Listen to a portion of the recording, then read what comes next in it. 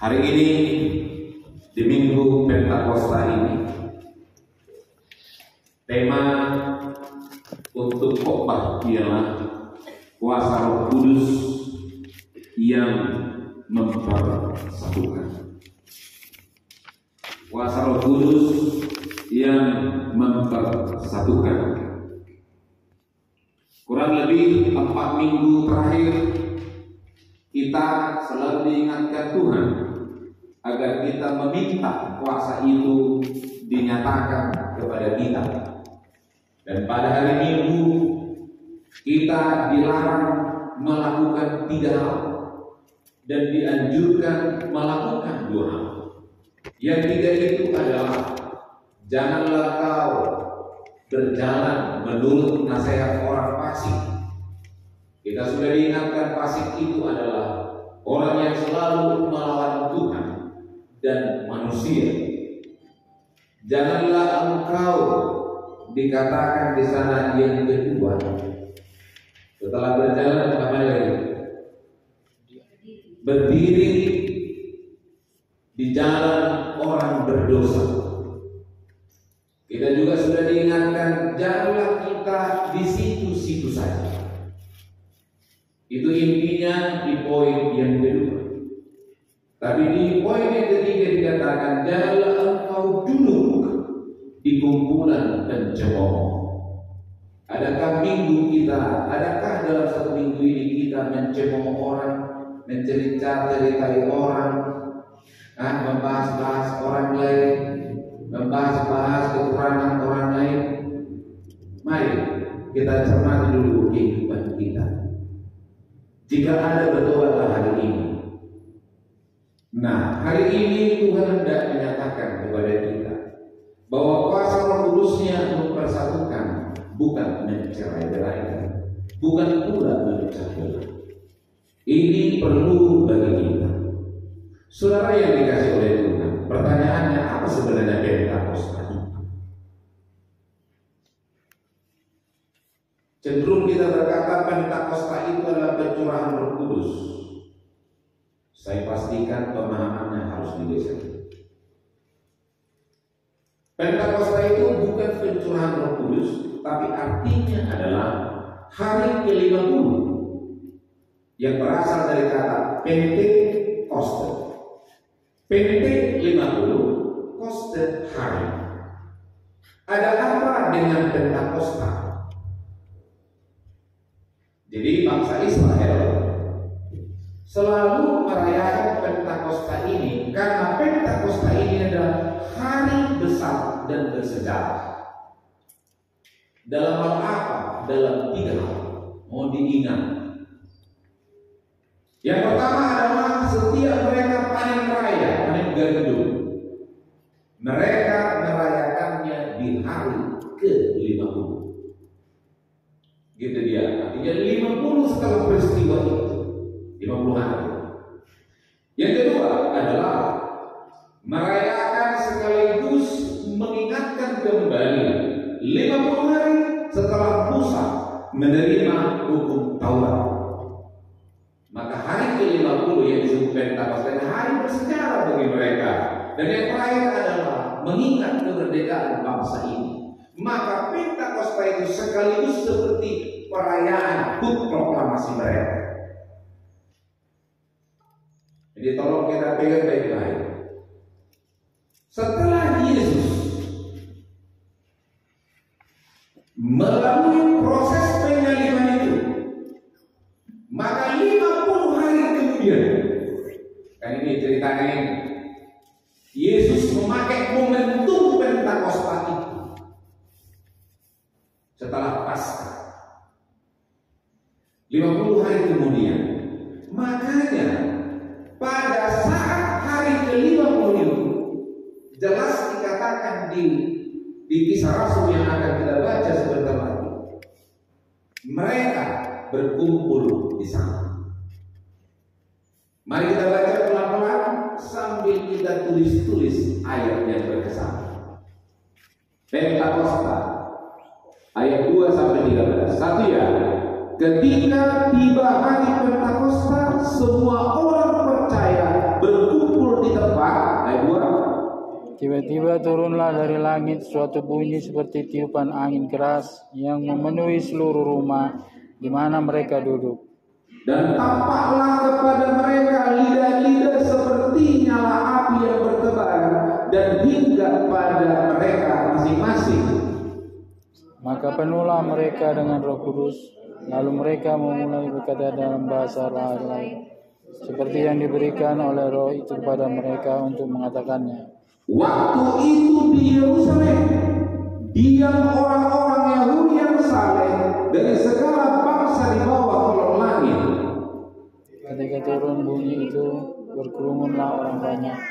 Mereka bingung karena mereka masing-masing mendengar rasul-rasul itu dalam bahasa mereka sendiri. Mereka semua tercengang-cengang dan heran, lalu berkata, bukankah mereka semua yang berkata-kata itu orang Galilea? Bagaimana kita masing-masing mendengar mereka berkata-kata dalam bahasa kita sendiri, yaitu bahasa yang kita pakai dari asal kita. Kita orang Partia, Media, Elam, penduduk Mesopotamia, Yudea dan Kapadokia, Pontus dan Asia, Frigia dan Pamfilia, Mesir dan daerah-daerah Libya yang berdekatan dengan Kirene, pendatang-pendatang dari Roma. baik orang Yahudi maupun penganut agama Yahudi, orang Kreta dan orang Arab, kita mendengar mereka berkata-kata dalam bahasa kita sendiri tentang perbuatan-perbuatan besar yang dilakukan Allah. Mereka semuanya tercengang-cengang dan sangat terkagum sambil berkata seorang kepada yang lain, apakah artinya ini? Tetapi orang lain menyindir, mereka sedang mabuk oleh anggur manis. Demikian di dalam pembukaan tadi saya katakan, maka Tuhan Yesus memakai momentum Pentakosta itu. Jadi momentum itu ditunggu-tunggu. Jangan kamu pergi murid-muridku sebelum hari Pentakosta itu. Maka kita bisa melihat di sini dikatakan di sana seluruh bangsa dari kolong langit ini lagi kumpul-kumpul di Yerusalem. Kalau kita lihat ini, jadi ini namanya memakai momentum untuk membuat momentum. Gitu dia. Menunggu-nunggu peristiwa untuk membuat satu peristiwa baru. Maka di akhir-akhir ini Bapak Ibu, pengertian dari Pentakosta menjadi bergeser ke pencurahan Roh Kudus. Bisa dipahami. Jadi arti Pentakosta bukan pencurahan Roh Kudus. Mau lihat 3 momentum tadi. Merayakan panen raya gandum kalau kita berstatus ini, iya kan? Mengingat merayakan penerimaan Musa tentang hukum Taurat, dan yang ketiga mengingat hari kemerdekaan mereka dirayakan. Maka momentum itu dipakai oleh Yesus untuk membuat momentum baru. Itu dia. Jadi untuk menunggu itulah, menunggu momentum itu bisa kita baca nanti di Kisah Rasul 4 dikatakan di sana yang beda. Ia melarang mereka meninggalkan Yerusalem dan menyuruh mereka tinggal di situ menantikan janji Bapa. Itu dia.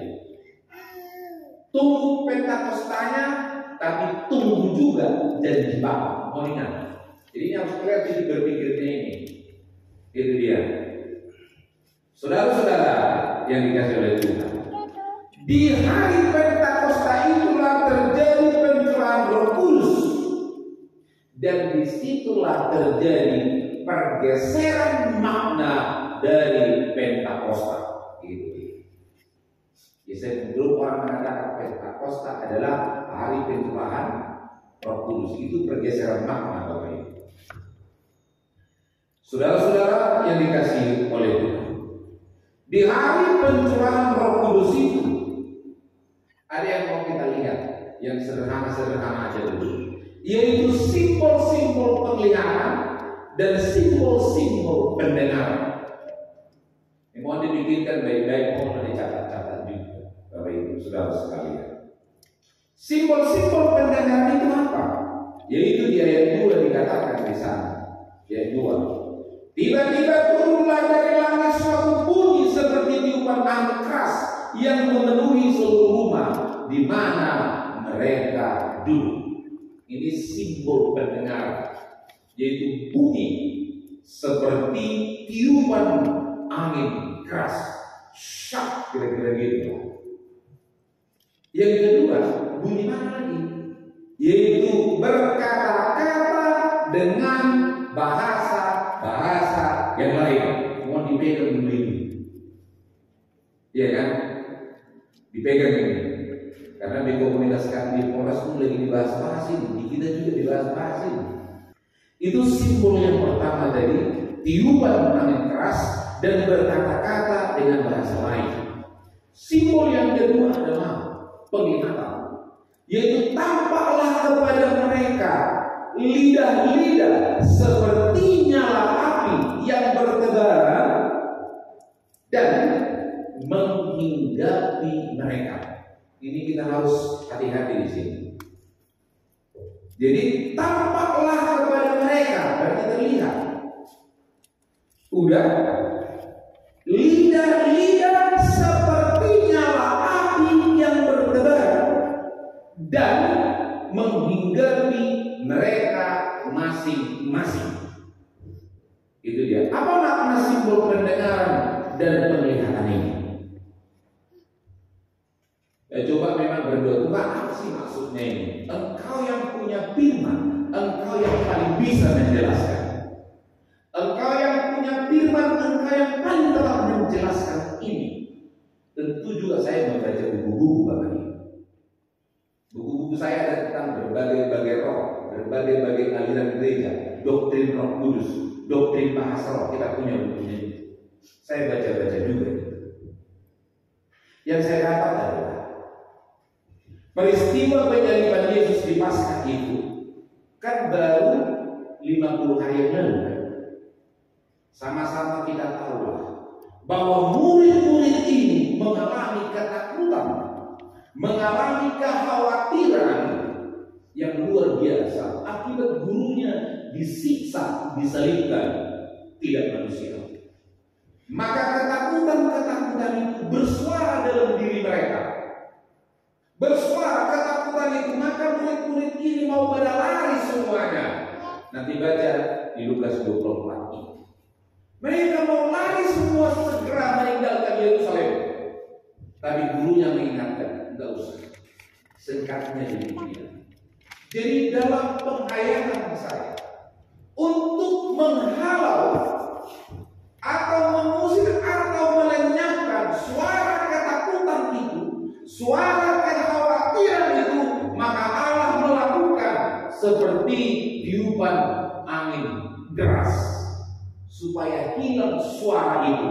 Jadi Allah membuat demonstrasi yang sangat natural untuk menghalaunya. Coba perhatikan kalau orang lagi menghayal, coba sentakkan dia, hayalannya bisa hilang. Tapi demikianlah cara Tuhan untuk menghalau ketakutan itu. Nanti bisa kita baca kelanjutan bagaimana Petrus akhirnya setelah didominasi Roh Kudus. Gitu ya. Saudara-saudara yang dikasihi oleh Tuhan, apalagi yang dapat kita pelajari dari kedua simbol pendengaran dan penglihatan itu, yaitu di mana Allah ingin mewujud nyatakan bahwa Tuhan Yesus akan membuktikan janji-janji Bapaknya digenapi. Nah, ini dua simbol yang saya klasifikasi 3. Bunyi seperti tiupan angin keras, berkata-kata dalam bahasa lain, dan tampaklah kepada mereka lidah seperti nyala api yang bertebaran. Saudara jemaat yang dikasihi Tuhan, apa yang kita lihat dari semua tiupan angin itu tadi sudah saya jelaskan. Setelah mengalami tiupan angin keras itu, apa yang terjadi Bapak Ibu? Setelah peristiwa ini, nanti baca di rumah, Kisah Rasul 1 ayat 8 tergenapi. Kisah Rasul 2 ayat 32. Satu ayat ini dulu saya sampaikan. Kisah Rasul 2 ayat 32, izinkan saya membacakannya walaupun ada ayat lain. Kisah Rasul 3 ayat 15, Kisah Rasul 5 ayat 32, Kisah Rasul 10 ayat 39. Yang intinya adalah, perhatikan, izinkan saya membacakannya. Pasal 32. Yesus inilah yang dibangkitkan Allah, dan tentang hal itu kami semua adalah saksi. Gitu dia. Coba perhatikan, maksudnya begini. Sebelumnya murid-murid ini kan telah menyangkal Yesus, dan di peristiwa penyaliban itu mereka ketakutan. Tapi begitu mengalami pencurahan Allah itu dalam bentuk tiupan, berkata-kata bahasa lain, dan juga nyala-nyala api berbeda, sekarang mereka berani berkata, kami adalah saksi dari semua ini.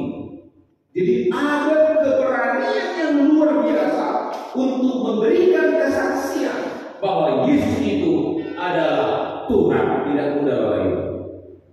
Bengkok bahkan ini tiba FDI tidak seberani ini juga saya. Mohon ingat.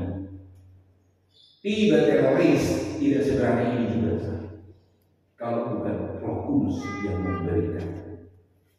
Jangankan Islam, keluarga kita belum tentu kita seberani ini. Betul?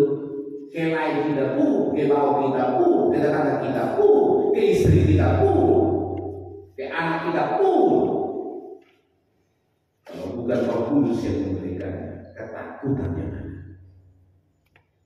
Karena itu kita sangat memerlukan Roh Kudus. Saudara-saudara yang dikasihi oleh Tuhan, kita mau lihat lagi hal yang kedua. Yang jelas dari poin 1 ini ada mengatakan bahwa ketakutan itu dialami oleh simbol pendengarnya.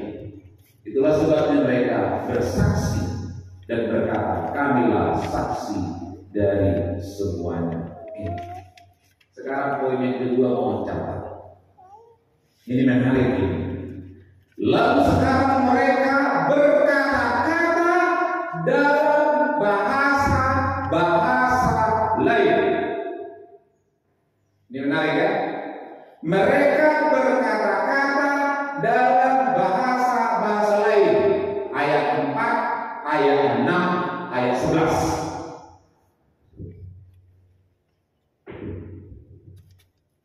Berkata-kata dalam bahasa lain di sini, catat, tidak samanya bahasa roh di dalam 1 Korintus 14 itu. Dibacanya dari semua Korintus 14. Ya. Di dalam Korintus 1 Korintus 14 dikatakan di sana glossolalia. Glossa artinya lidah, laleo artinya berbicara. Berarti berbicaranya lidah.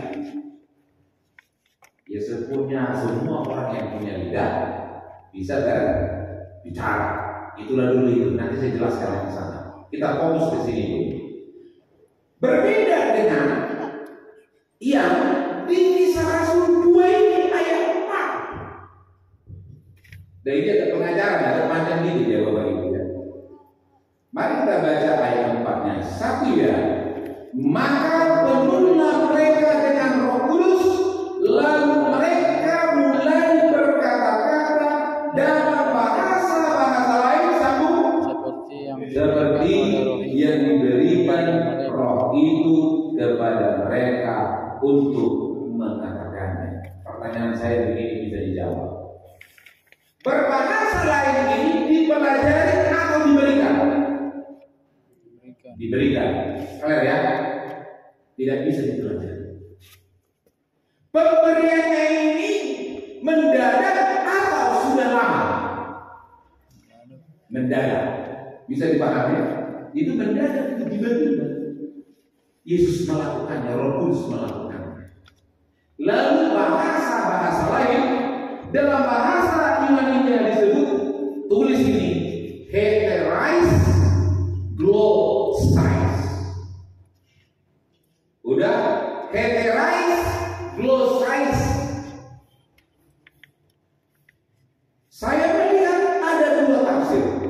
tentang aetheris glossais. Dengarkan baik-baik.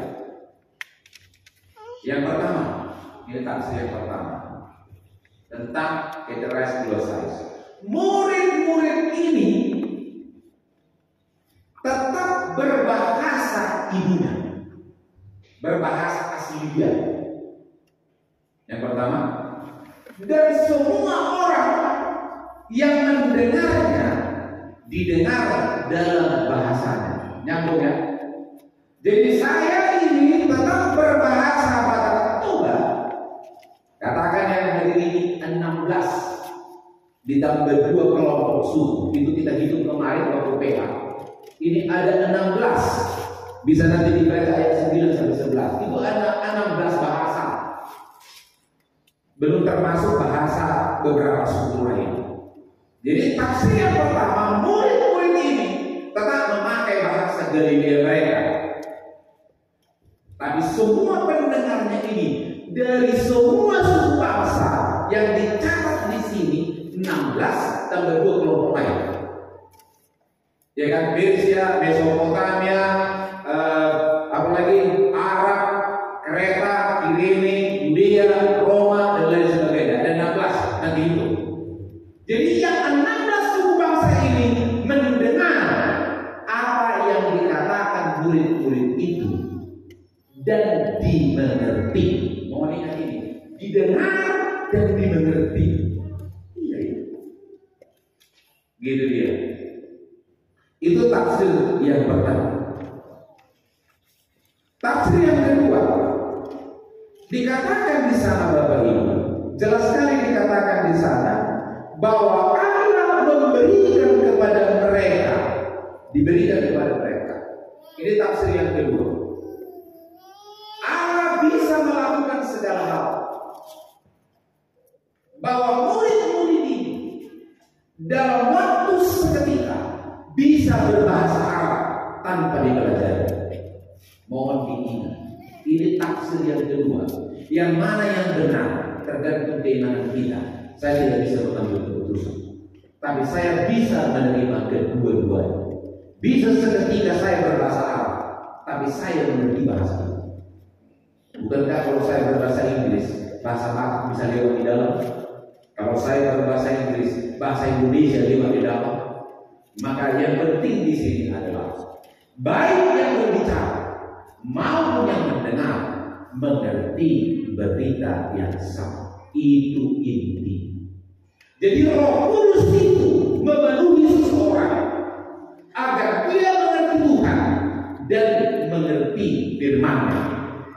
Ini perlu dipegang ini. Ini perlu dipegang. Yang berbicara mengerti yang dibicarakan, yang mendengar mengerti yang didengar. Itu adalah pekerjaan Roh Kudus. Jadi kalau saudara mendengar beberapa kata saudara tidak mengerti, nanti akan dibahas di dalam 1 Korintus 14. Marilah kita lihat Bapak Ibu ayat 6. Satu ya. Ketika turun bunyi itu, berkerumunlah orang banyak. Mereka bingung karena mereka masing-masing mendengar rasul-rasul itu berkata-kata dalam bahasa mereka. Clear ya? Orang banyak ini yang 16 suku ini bingung mendengar rasul-rasul yang 12 ini berkata-kata dalam bahasa mereka sendiri. Nyambung ya? Coba perhatikan. Dan ini dikerjakan oleh Roh, bukan dipelajari. Pemberian seketika dan mendadak kepada murid-murid itu. Jika hal ini sudah dipelajari, pastilah sebelum peristiwa ini sudah Yesus ajarkan masalah ini. Gitu. Ini perlu kita pahami. Ini pemberian mendadak dan sudah dibuatkan. Roh akan dicurahkan kepada umat. Saudara-saudara yang dikasihi oleh Tuhan, pertanyaan saya di sini, yang berkata-kata siapa ini? Para rasul ya. yang mendengar, katakan aja itu 16 suku. Walaupun kami hitung kemarin 12, tapi yang jelas di sana adalah 16. Perhatikan di sana. Kira-kira ini, bagi siapa mujizat ini? Bagi yang berbicara atau bagi yang mendengar? Bagi yang mendengar. Karena mereka mendengar. Didengarnya rasul-rasul itu, Petrus kok bahasa Arab? Kan gitu ya. Yohanes kok bahasa Mesopotamia ini? Ini Markus kok bahasa India ini? Kan gitu ya. Kaget mereka, tapi ngerti gitu loh. Ini perlu bagi kita. Inilah bahasa Roh Kudus.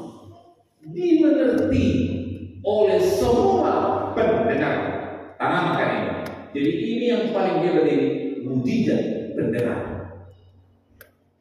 Saudara-saudara yang dikasihi oleh Tuhan, mari kita baca lagi ayat 11. Lebih meningkat lagi nih. Satu ya, baik orang Yahudi maupun penganut agama Yahudi, orang Kreta dan orang Arab, sambung. Kita mendengar mereka berkata-kata dalam bahasa kita sendiri tentang perbuatan-perbuatan besar yang dilakukan Allah. Iya, benar ya. Baik orang Yahudi maupun penganut agama Yahudi. Nanti dikatakan begitu. Baik HKBP maupun jemaat HKBP yang di dalamnya ada Jawa, Batak, Kaus, Galuh dan lain-lain sebagainya, ya kan? Jadi nggak tahu kita berapa banyak ini orang. Apa dikatakan? Orang Kreta dan orang Arab. Ternyata orang Arab tidak semua berbahasa Arab. Iya kan? Tidak semua. Beragam-ragam lagi bahasanya. Dikatakan kita mendengar mereka berkata-kata dalam bahasa kita sendiri. Temanya sudah ada. Temanya apa? Tentang perbuatan-perbuatan besar yang dilakukan Allah. Perhatikan Bapak-Ibu, di ayat yang ke-11 ini jelas ada bukti apa yang mereka bahas, perbuatan-perbuatan besar Allah. Di ayat 4 dan 6 mereka hanya mendengar-dengar dan tidak menyebut temanya. Tapi di sini temanya apa yang dibicarakan? Perbuatan-perbuatan Allah yang besar. Silakan berbahasa Roh Kudus, tapi lihatlah apa yang kau katakan. Itu aja. Iya kan? Silakan berbahasa Roh Kudus. Saya harus tambahkan kudusnya dulu, tapi harus terlihat dari isi kualitasnya. Harus perbuatan Allah yang gagah perkasa. Kira-kira kesaksian tadi bisa tidak disebutin? Kesaksian yang benar bisa tidak disebut? Karena yang dibicarakan siapa di sini? Allah, bukan akunya. Akunya penggelapannya yang melakukannya Allah. Karena itu kita ini dari diri. Jangan menghayal. Perlu ya. Sudah. Kepenuhan Roh Kudus.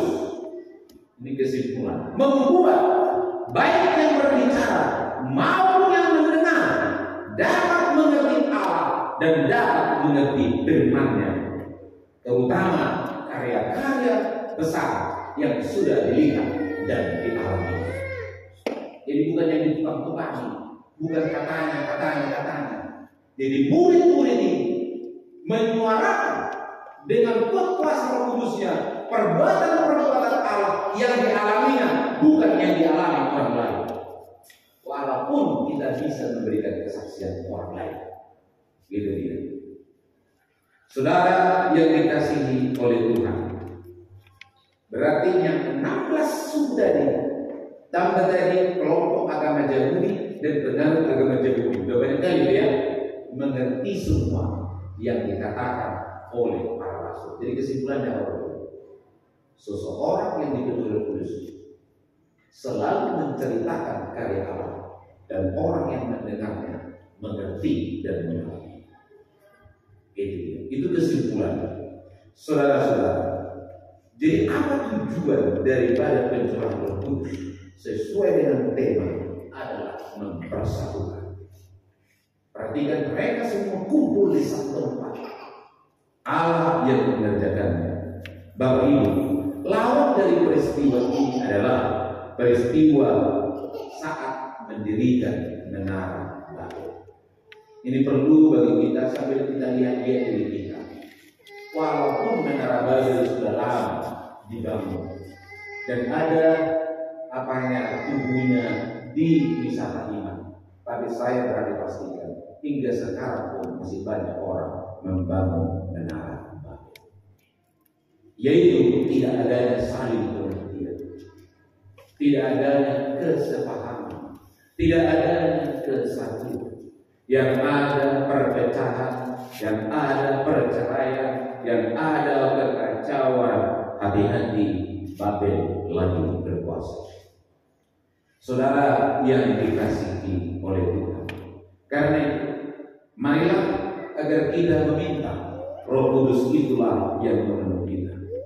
Jemaat yang dikasihi oleh Tuhan, saya hendak menegaskan kepada kita sekalian, pencurahan Roh Kudus menjadikan kita menyuarakan, memperkatakan, memberitakan perbuatan-perbuatan besar yang dilakukan oleh Allah, yaitu lewat kematian, kebangkitan, dan juga pencurahan Roh Kudus-Nya agar manusia boleh terselamatkan.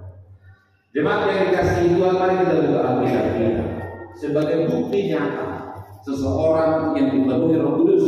Kisah Rasul 2, nanti baca di rumah Bapak Ibu, kok bab Petrus pertama ini, supaya kita bisa didorong oleh penanaman Petrus ini setelah dipenuhi Roh Kudus. Baca nanti di rumah keseluruhan. Saat ini kita akan baca ayatnya yang 36 sampai 40. Inilah bukti Petrus dipenuhi Roh Kudus. Dari penyangkal menjadi saksi yang gagah perkasa dan berani. Satu ya, jadi seluruh kaum Israel harus tahu dengan pasti bahwa Allah telah membuat Yesus yang kamu salibkan itu menjadi Tuhan dan Kristus. Ketika mereka mendengar hal itu, hati mereka sangat terharu.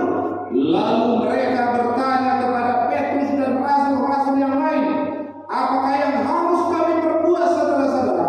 Jawab Petrus kepada mereka, bertobatlah dan hendaklah kamu masing-masing memberi dirimu dibaptis dalam nama Yesus untuk pengampunan dosamu, maka kamu akan menerima karunia Roh Kudus. Sebab bagi kamulah janji itu, dan bagi anak-anakmu, dan bagi orang yang masih jauh, yaitu sebanyak yang dipanggil oleh Tuhan Allah kita. Dan dengan banyak perkataan lain lagi, Ia memberi suatu kesaksian yang sungguh-sungguh, dan Ia mengecam dan menasihati mereka, katanya, berilah dirimu diselamatkan dari angkatan yang jahat. Perhatikan di sini, yang awalnya menyangkali dan mengkhianati, kini dia berdiri dan memberi saksi bahwa Yesus itu adalah Tuhan dan Juru Selamat kita.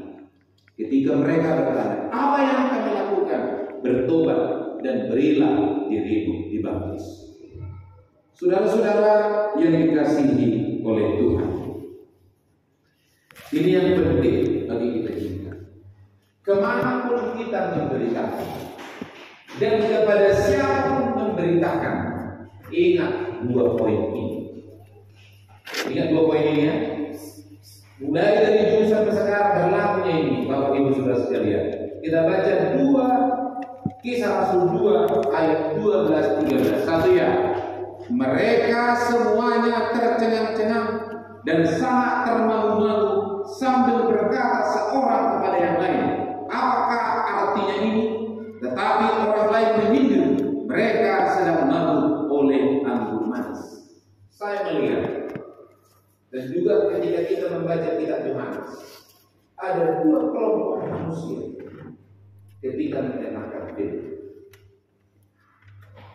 Udah, satu menerima, satu menolak. Jangan repot dengan yang menolak, jangan terganggu dengan orang yang menolak. Fokuslah pada yang menerima. Ini perlu bagi kita. Udah, jangan mau terganggu dengan yang menolak. tapi fokuslah pada yang menerima. Saudara-saudara yang dikasihi oleh Tuhan, karena itu bagi kita, karena tadi sempat saya singgung masalah bahasa roh, izinkan saya agak menambah daripada tema ini. Mari kita buka 1 Korintus 14 sambil dipegang-pegang penanya, sambil ditulis-tulis Bapak Ibu. Jika ada yang tidak puas, nanti boleh kita bertemu di momen yang berbeda. 1 Korintus 14. Tentu tidak banyak-banyak ya Bapak Ibu. Saya ini poin-poin penting. Mari kita baca dulu yang pertama ayat 2. Ini sekarang bahasa roh. 1 ya. Sekalipun aku mempunyai karunia untuk bernubuat dan aku mengetahui, terus sorry. Ayat 2, 1 ya. Siapa yang berkata-kata dengan bahasa roh tidak berkata-kata kepada manusia tetapi kepada Allah, sebab tidak ada seorang pun yang mengerti bahasanya. Oleh roh ia mengucapkan hal-hal yang rahasia. Yang pertama, bahasa roh itu Alkitabiah. Dalam ayat ini, tolong ingat, di ayat ini dikatakan menyatakan hal-hal yang rahasia. Berarti yang mengerti dikatakan di sini adalah yang berbicara dan Tuhan. Jadi hanya berdua ini. Hal-hal yang rahasia juga dibicarakan di tempat yang rahasia, hatinya dengan Allah. Ini disebut glossolalia. Jadi dia berbahasa lidah juga. Gitu dia. Ini perlu bagi kita, saudara-saudara. Dia membicarakan hal-hal yang rahasia, hubungan keakrabannya dengan Allah. Maka dikatakan dalam oleh roh ini, oleh kuasa Tuhan, ia yang kecil manusia mengucapkan hal-hal yang rahasia, misterius. Ya, Paulus yang menuliskan, dia paling tahu ini. Kalau ditanya si Paulus ini, tapi kalau dibilang rahasia, memang hanya Tuhan dan dia yang bisa memahami. Gitu dia. Itu yang pertama. Baru sekarang kita lihat ayat 5. Mari kita lomba-lomba. 1 ya. Ayat 5 1 ya. Aku suka supaya kamu semua berkata-kata dengan bahasa roh, tetapi lebih daripada itu, supaya kamu bernubuat, sebab orang yang bernubuat lebih berharga daripada orang yang berkata-kata dengan bahasa roh. Kalau dari kecuali kalau orang itu juga menafsirkannya sehingga jemaat dapat dibangun. Boleh berbahasa roh, harus ditafsirkan, jika tidak berhenti. Ini standar kita. Gak perlu penjelasan panjang di sini. Kamu boleh berbahasa roh, katanya itu berbahasa hal-hal yang lahiriah, berbahasa lidah, glossolalia itu boleh. Tapi kamu harus menafsirkan. Ada standarnya, harus menafsirkannya. Jika tidak, karena Tuhan diam. Itu dia. Bisa dipahami ini singkat-singkat aja. Sekarang ayat 9. Mari kita lihat ayat 9. 1 ya. Demikianlah juga kamu yang berkata-kata dengan bahasa roh. Jika kamu tidak mempergunakan kata-kata yang jelas, bagaimana orang dapat mengerti apa yang kamu katakan? Sambung. Sia-sia saja kamu ucapkan di udara. Jadi kalau kamu tidak bisa menjelaskan, diam. Kamu melakukan yang sia-sia. Tidak melakukan yang sia-sia. Sudah dilarang. Pakai glosalia ini semua ini dilabelin. Pakai glossolalia, bahasa lidah. Glosa, bahasa laleo, lidah. Gitu. Baru sekarang kita lihat ayat 13. Ini poin-poinnya. 1 ya. Karena itu siapa yang berkata-kata dengan bahasa roh, kalau sambung, ia harus berdoa supaya kepadanya diberikan juga karunia untuk menafsirkan. Jadi kalau kamu berbahasa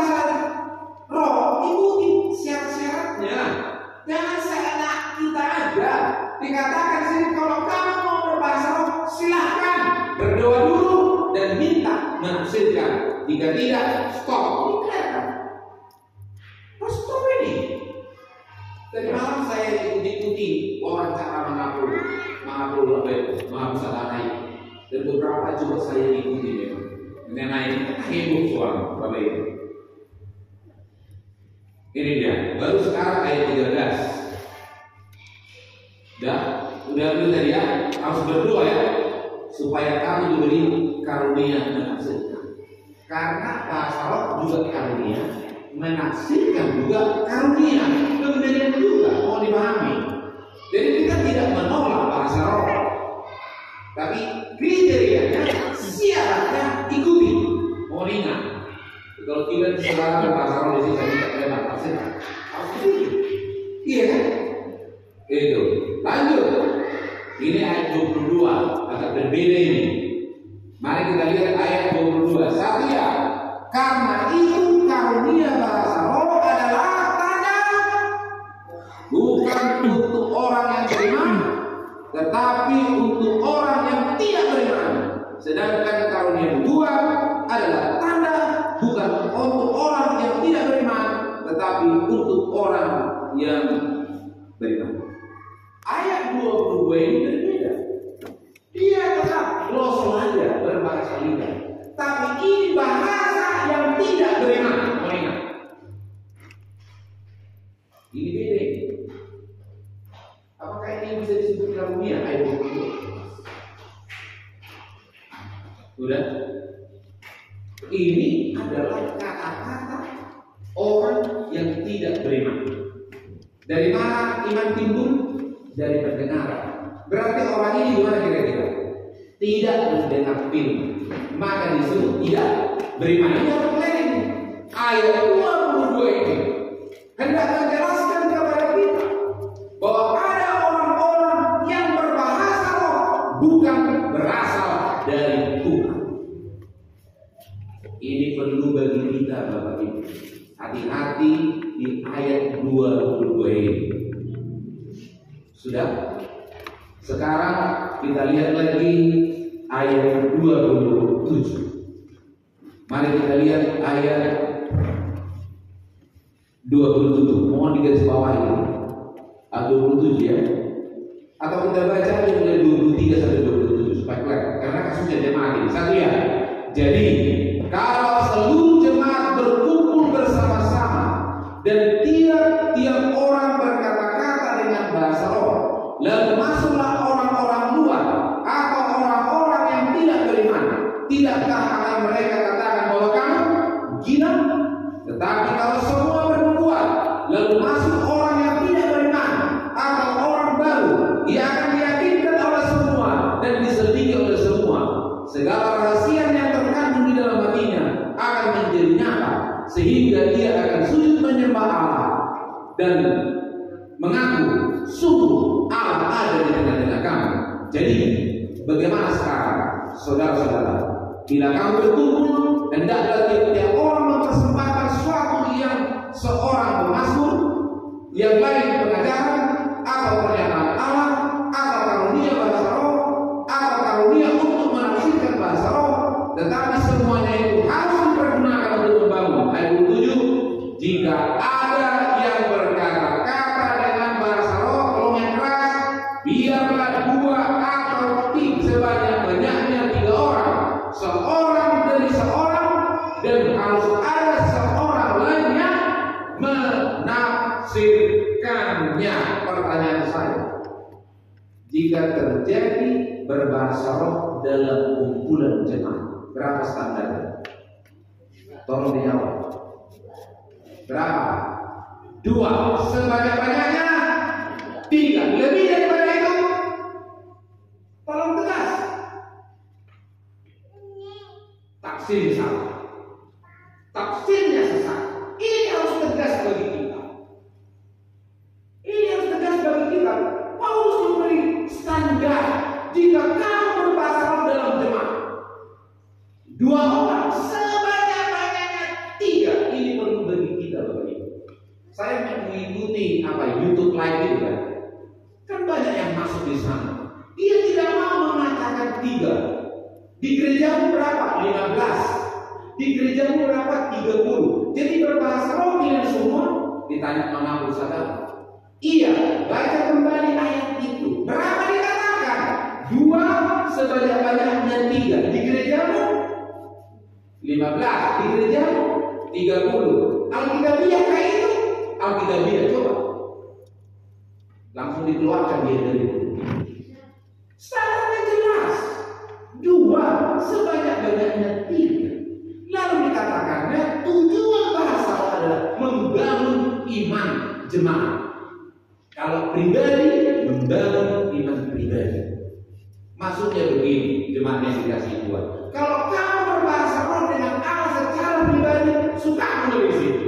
Karena kamu membangun dirimu.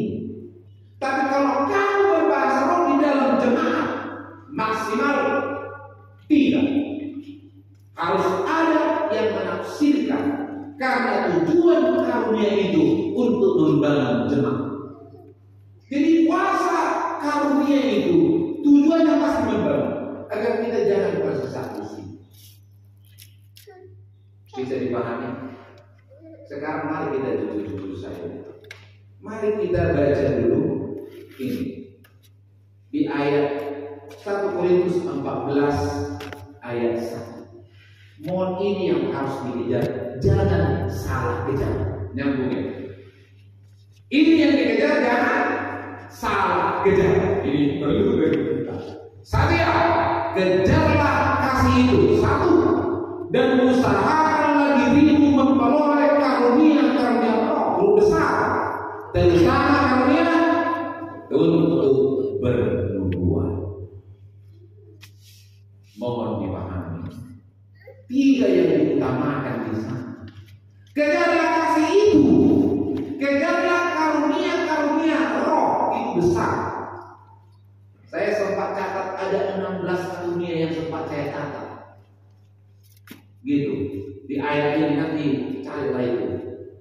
Ada di catatan saya, ada sebenarnya. Saudara-saudara yang dikasih itu ada di sini. Gitu dia. Jadi kejar. Dan yang terakhir apa yang kata? Karunia bernubuat. Karena itu jangan salah kejar. Ini ada permintaan saya.